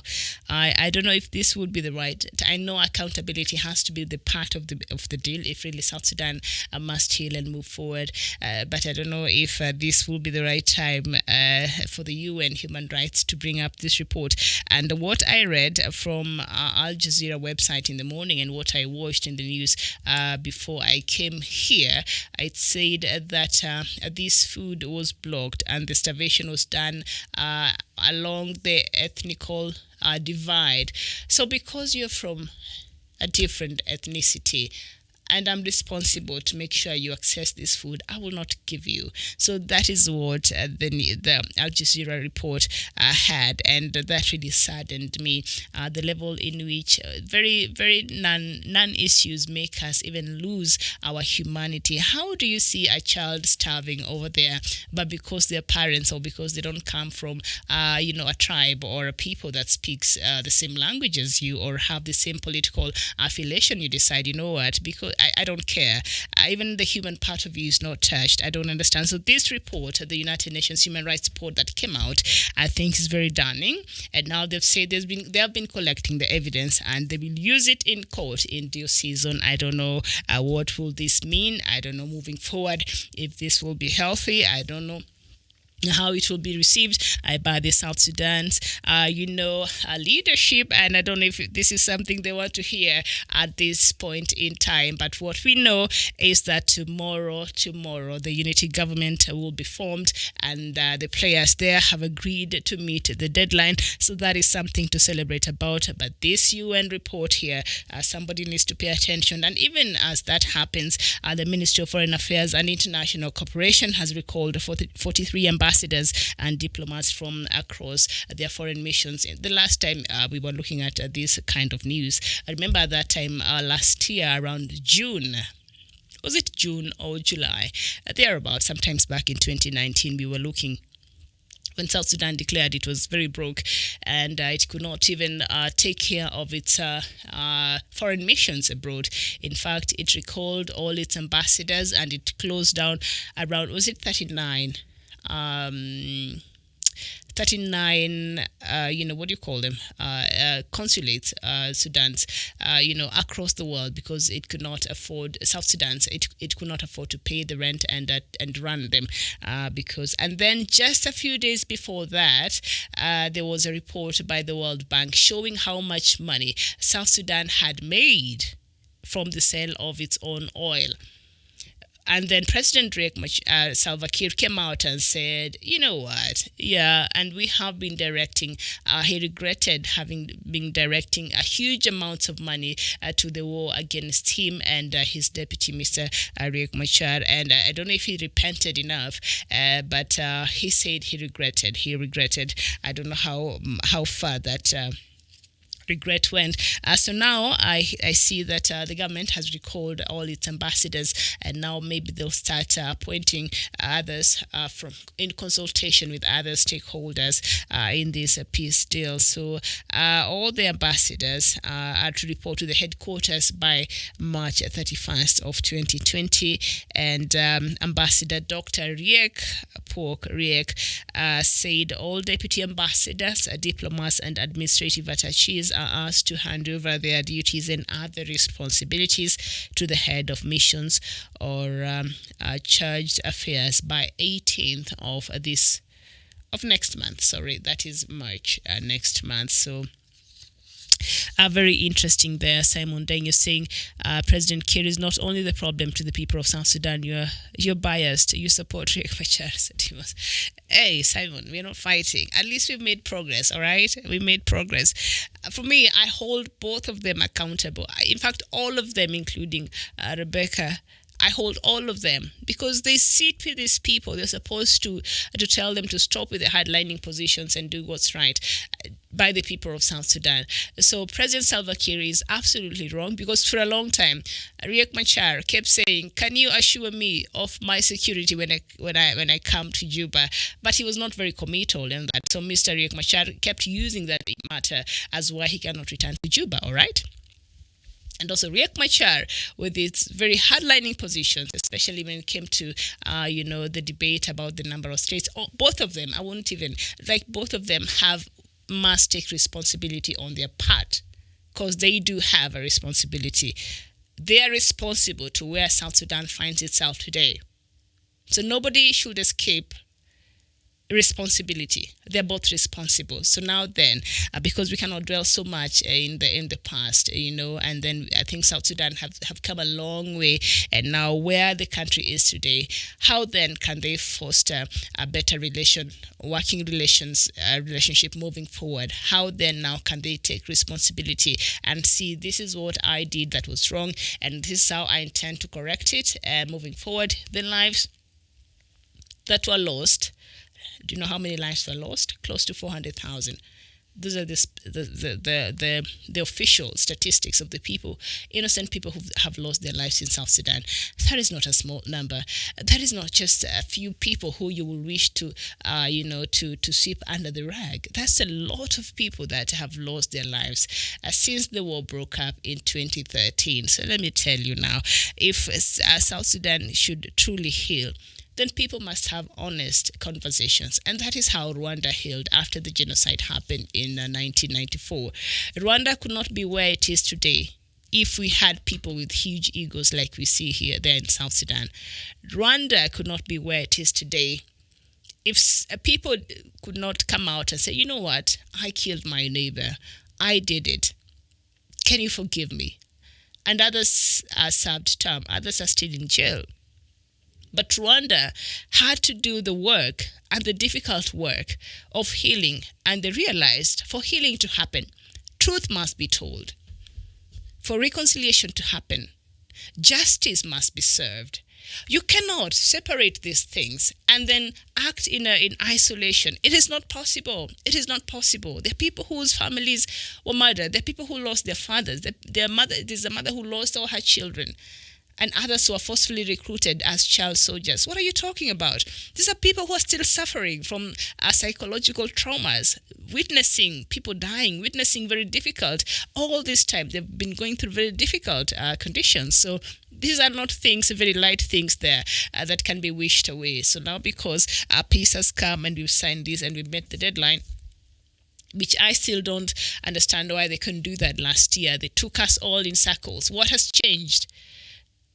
They took us all in circles. They missed the May deadline. Somebody needs to point at their face and tell them, you know what, this is not right. What you've put this country through is not right. And even as we sit here and celebrate that tomorrow we'll be looking at a different, face of South Sudan moving forward and the hopes of, finding stability in the country, I still feel somebody needs to point at their face and tell them this was not necessary. A big ego is not how you lead a country. Personal interest, that is what you put aside and look at what's good and what's greater in the bigger scheme of the country and its people. Somebody needs to tell them. And then now, they need to be held accountable. I don't know what that will look like, but they need to own their place when it comes to the mess of South Sudan. That is all I'm saying, all right? That is all I'm saying. They didn't need to take us to through the circus all through last year. They missed the May deadline. They went to, Vatican in April last year for what was known as the spiritual retreat. Pope kissed their feet. They ate very good food there at the Vatican. They spent there a few days. I don't know. That did not work any magic. Came back to the country. No. Machar refused to go back to Juba, went back to Khartoum, and we thought, okay, now. But while they were in Vatican, they said they were not going to meet the May deadline. It was not possible. So they asked for another 6 months. That was extended to 12th of November. They miserably failed to meet that deadline because of the back and forth. And so now finally, they asked for an extension of 100 days, and they were they were given. At this point, everybody was tired, including myself. I was like, okay, now I'm worn out. These people must know what is important, and so I'm happy. As much as I sit here and say I'm happy, at least this is a good step towards a better South Sudan. But I also have a lot of a bone of contention and a lot of beef to pick with these leaders. I mean, the people of South Sudan did not deserve that at all. That circus, that back and forth, that ping pong, well, people continued to die. And now with this United Nations human rights investigations that says that some people are being starved under ethnical affiliations, that is very sad. That is not acceptable. That is wrong. And did you hear them say that they've been gathering evidence and this matter will be taken to court over some individuals? Who do you think will be named? Who do you think are individuals who will perhaps be mentioned in this report? I'll not be shocked. It might come from the top generals. It might come from the top politicians. Because that is how much the hatred that is in line with the different ethnical backgrounds in South Sudan, that is how much that hatred and ethnicity has taken away the face of humanity in South Sudan. You no longer look at your neighbor as a human being. No, they speak that language. So I don't care. Why would I allow that help to go to them? It's very bad. And is what we're seeing happening in Amazonia. And is what we're seeing happening in Biafra. Very unnecessary things. dehumanizing people and people acting like animals, like they don't have soul at all. So this report, this new report is sad that half the country was starved. Half the country was starved. All right, it's very sad there. So let's just see. So tomorrow is the big day. The countdown is nearly over, and I think we are there. Or are we there yet? And of course, the big work of rebuilding South Sudan now begins. And Stanley Luate Wani, you're saying the problem which kills me is, has South Sudan mothers not given birth to others than Kir and Riek? I see a lot of wonderful South Sudan young men and women in this country, I tell you. I'm sure they're there who are even more qualified. But for now, I think there's no much choice. And you continue to say, these two and their affiliates can't work together in any case. Why are all insisting they should be the ones to form a government which is meant to bring reconciliation and healing? Simon Deng, Riek Machar have never stopped war in South Sudan. Looks in 1987, 1991, 2013 conflicts was also caused by Riek Machar. So what happened in 2013 in Juba 1? No, what happened? Because in 2013, President Salva Kiir, I think, sacked all the ministers. He did. He sacked all the ministers and without even consultation. Riek Machar and Salva Kiir are responsible for what is happening in South Sudan. The minute we start painting the other side to be to absolve them of any wrongdoing, while they are part and parcel of why South Sudan is like this. Because as much as Riek Machar contributed to this, as Simon Deng, as you say, President Salva Kiir has refused time and time again to be the bigger person. He has refused to rise up to the capacity of a head of state and show leadership to the people of South Sudan, all right? So Riek Machar, is he wrong? Yes. Is President Salva Kiir right? No, they're both wrong.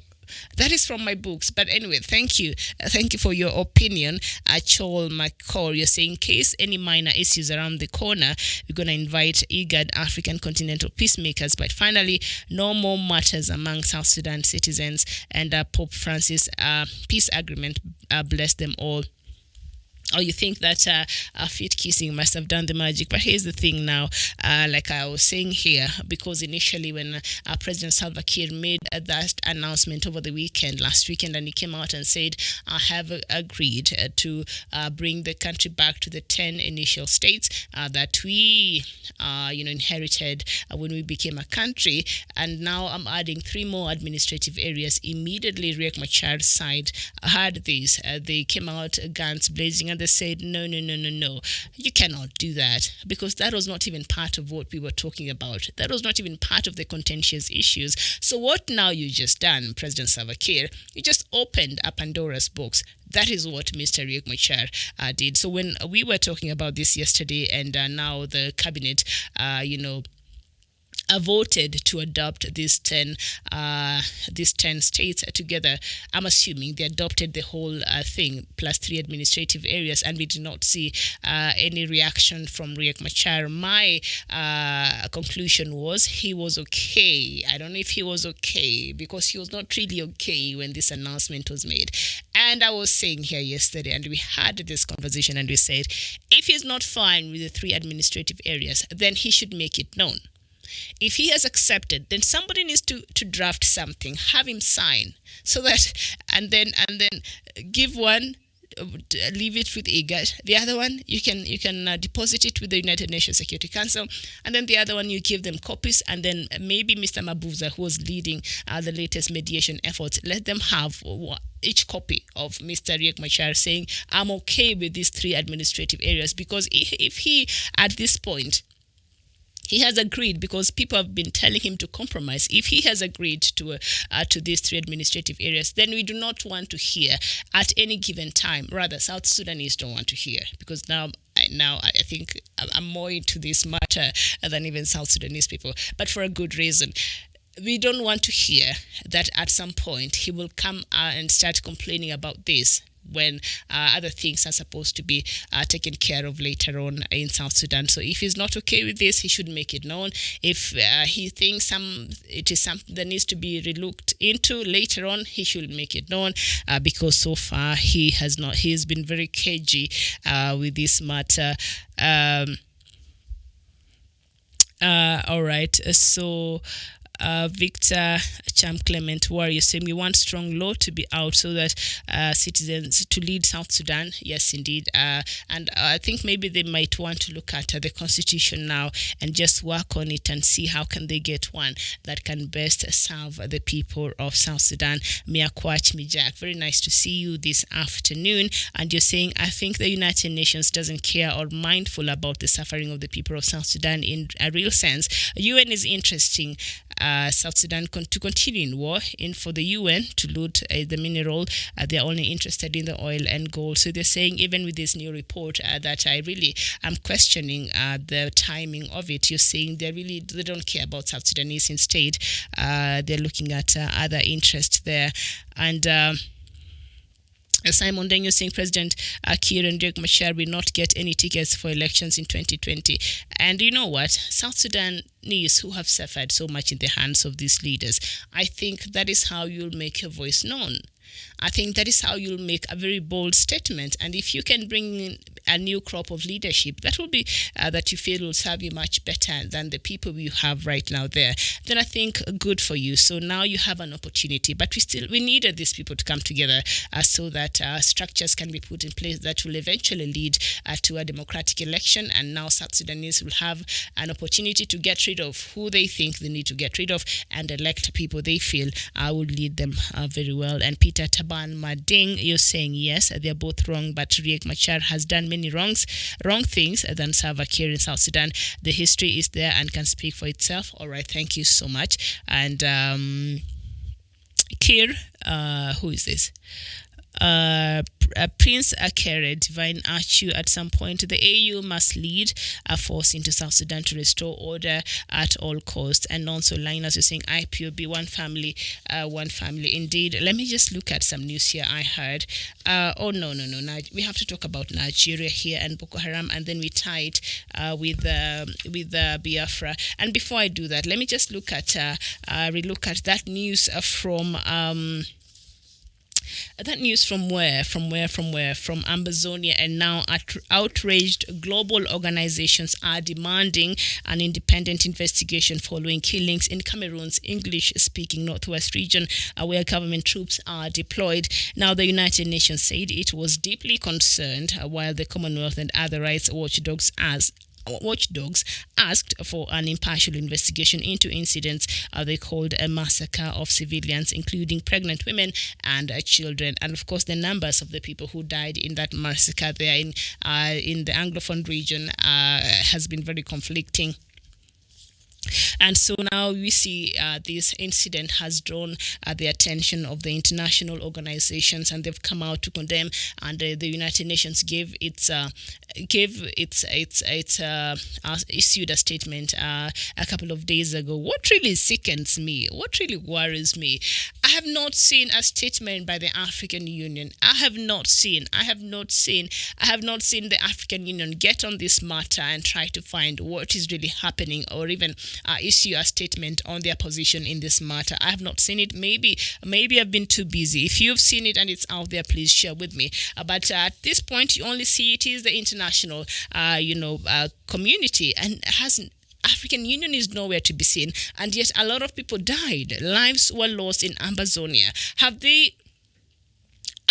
Do even African lives matter anymore now? Because if the organization that we have in place that is supposed to be addressing some of these things, that is supposed to be ensuring proper governance, that is supposed to be speaking out when things are not being done right in this continent, they have been very, very quiet. They have been very, very quiet on this matter and what happened in Anglophone region there in Cameroon and in Ambazonia. I am saddened and I am concerned and I am worried that if African Union cannot really speak about this matter that was out there, that was open, what else are they even doing? Why are they not speaking? Why? Why is it the European Union that is now asking for independent and impartial investigations? Why is it not the African Union that is asking for this? Why? What is Mr. Afaki doing? Has Mr. Cyril Ramaphosa made a statement? He is now the AU chair. Last year we had a bad representation in the name of Abdel Fattah al-Sisi, the president of Egypt. But now we have Cyril Ramaphosa, who even people feel that South Africa should not even be the country at the helm of the African Union at this point in time, judging from their history and how they've been handling the matters. And then throw in there the xenophobia that has recently happened in South Africa, where other Africans were being attacked, called foreigners there in another African soil. So there have been, conversations around this and whether South Africa at this point in time will be the best fit for the African Union. And so they have not made a statement about these events that happened there in Anglophone region in Cameroon. So now let's just look at Nigeria, because my time is running so fast, and Biafra. And members of the Biafra Zionist Federation on Wednesday issued a fresh ultimatum to the Imo State Governor, Senator Hope Uzodinma, and the pro-Biafra group said Uzodinma must quit the Imo government house by March 9th, 2020 for the sacked Honorable Emeka Ihedioha of the People's Democratic Party. This is also as they threatened to drag President Muhammadu Buhari and service chiefs to the International Criminal Court, ICC, over the latest killings across the country. Because remember, there are some villagers who were killed there in Delta State just a few days ago by suspected herdsmen. These are the Fulanis. And remember that, what do you call it? That policy that the government wanted to create to allow the herders to graze anywhere across the country with impunity, regardless of whether they owned land there or not, and that came out that Nigerians that comes from other parts of the countries are not very happy with that move and with that policy. I don't know what became of that. I can't remember the name of it. But listen, and now yesterday, let me just look for that story. The Senate on Thursday in Nigeria started to work on a bill for a law seeking the establishment of a national agency for education and rehabilitation of repentant Boko Haram insurgents. When it eventually becomes law, it will ensure radicalization of repentant Boko Haram militants and other insurgents. The bill, which was sponsored by All Progressive Congress member representing Yobe East Senatorial District and former governor of Yobe State, Senator Ibrahim Gaidam, passed the first reading on Thursday. I don't know how you feel about this. If you're watching me and you're out there and you are familiar with this story, and I've seen Biafrans have been writing to us and commenting and telling us how You've been telling us how the government was taking Boko Haram and absorbing it into the army, and now here the Senate is saying that perhaps the people who are fighting for Boko Haram and have repented should be absorbed in the Nigerian army. And this now is going through a legal process in Parliament. I don't know, what are your thoughts on this? Will this help end, the menace of Boko Haram? Did Nigeria wait such a long time before it would start working on means and containing and addressing this matter of Boko Haram? Why is it that it's just now that President Muhammadu Buhari and the Senate and legislators and others are just realizing what a menace Boko Haram is, and yet Boko Haram has been causing havoc time and time again? Now, the reading of the bill, Gaidam, who is the sponsor of this bill, is from the state, same state with the president. With the president of the Senate, Ahmad Lawan, said the document titled National Agency for the Education, Rehabilitation and Radicalization Integration of Repentant Insurgents in Nigeria will ensure that repentant insurgents were fully integrated into their society. Do you think that reintegration of a repentant Boko Haram into the Nigerian society will help solve the insecurity that is now threatening to destabilize that part of Africa? Because as we keep saying here, and from the news that we get from that region, from West Africa and other parts, indeed, Boko Haram is not just a Nigerian problem. It has spread its tentacles, and the insecurity has caught up with a lot of countries outside of Nigeria. So now, is this a step towards the right direction there in terms of curbing the scourge of Boko Haram? Is it the right move there, integrating back members of Boko Haram into the community and to help fight, and end Boko Haram? I don't know, what are your thoughts on this? If you're watching me and you're from Nigeria or you're from Biafra, which you have, bore the brand of Boko Haram. Really, guys, you have suffered, and now this move, does it add to the fears of what some Nigerians have been feeling, as if Boko Haram is part of government? Are they now legitimizing Boko Haram? And how do you know that Boko Haram, because this is a religious war. This is an ideological war. So it's not just how do you change how these people think? How do you tell them, your faith that you're basing your ideals that you're basing your faith in is wrong? How do you change them? How do you make them think different? How do you ensure that they will not go back? Because when it comes to the psychological aspect and our beliefs and religion, we usually have very strong beliefs, very, very strong in regards to that. So it's do they have structures? How are they going to do it? And how are they going to ensure that these people are truly repentant, or are they just pretending so that they're able to infiltrate the Nigerian army there? It is something that so in that bill, it will also rehabilitate and radicalize and integrate the repentant insurgents in the country. The proposed agency, according to the bill, will provide a recreational sports and fine arts program for the repentant. Are you serious? Are you even serious? You provide what? Recreational sports and fine arts programs for the repentant. And then what? Where are the jobs? Where are the jobs? Where are the jobs for these people? Remember, it is the joblessness and the state of corruption that has denied opportunity for young Africans in this continent, that have made them very easy targets by such groups as Boko Haram. So are you serious? Rehabilitation, and then you have radicalized them, and then you want to take them to play what? Football? Are they going to play like the international stars, or just something in their states? And then after that, put them in fine arts. What? They start drawing or painting. What are you doing? How is this even a solution? Come on now, Nigeria. Come on now.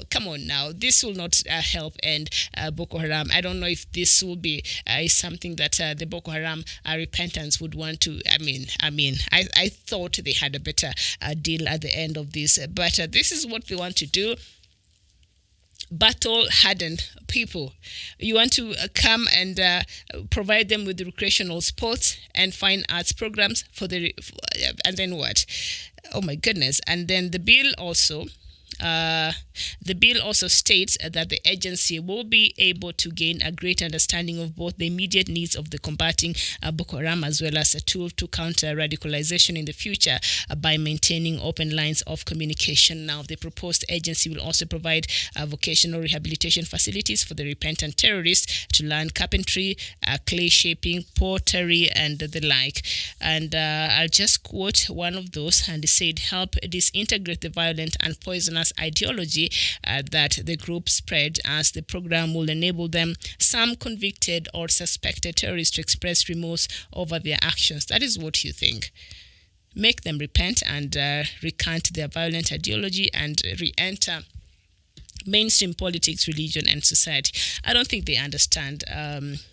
I don't think Nigerian government, or those people who, or even this senator that presented this bill in the Nigerian parliament, I don't think they understand, the poisonous ideological war that the world is grappling with in the world, and how to really end and how to find solutions for it.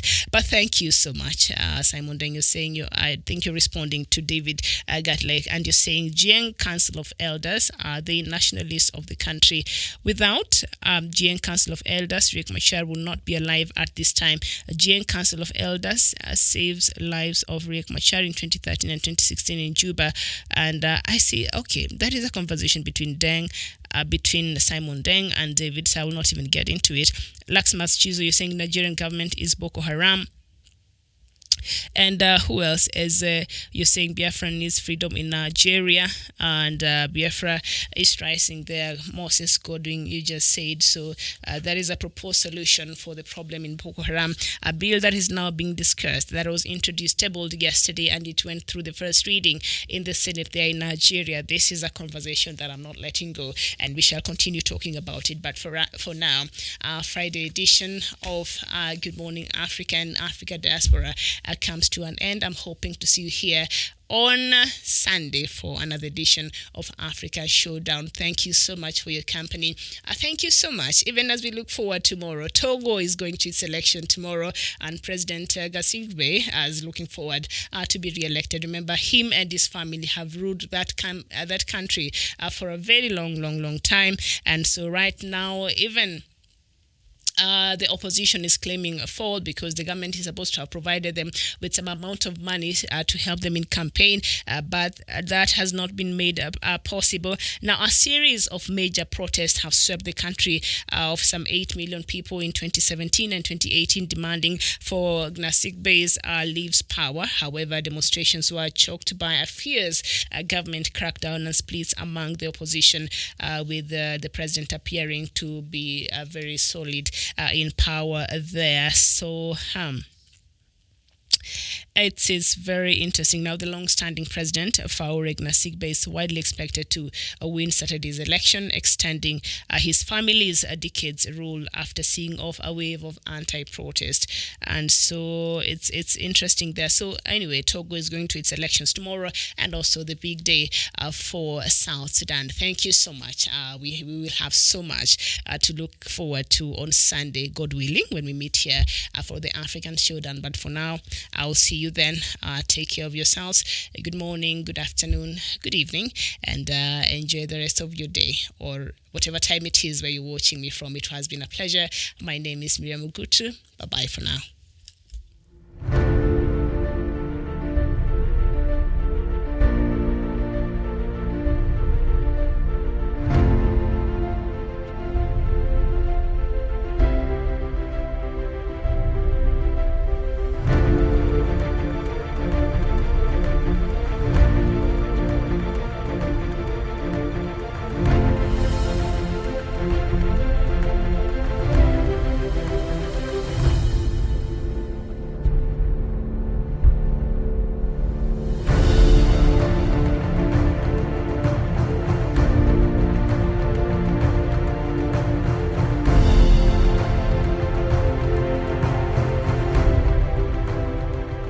Peace must be our goal and our guide.